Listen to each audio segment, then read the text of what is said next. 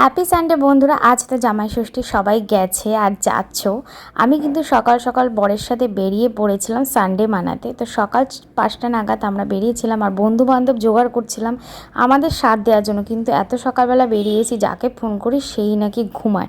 তা কি আর করা যাবে, আমরা দুজনে মিলেই বেরিয়ে পড়লাম। সকালবেলার এরকম ঠান্ডা ঠান্ডা হাওয়া কিন্তু বেশ ভালো লাগে, তার মধ্যে গ্রাম্য পরিবেশ, ওয়েদারটা এত সুন্দর লাগছিল তো কি বলবো।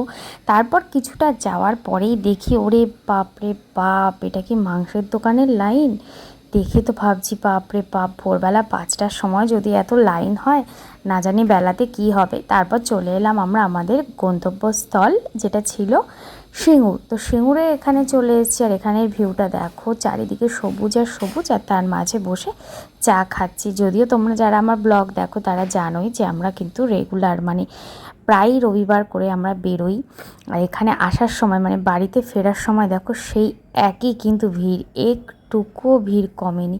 যাই হোক, এখন তো বেশ ভালোই রোদ উঠে গেছে, তাকাতে খুবই অসুবিধে হচ্ছিল। তোমরা এনজয় করতে থাকো, ব্লগটার কেমন লাগলো অবশ্যই জানাতে থাকো। আমি বাড়ি যেতে থাকি, কারণ বাড়ি গিয়ে কিন্তু এখনও রান্নাবান্না করতে হবে। টাটা।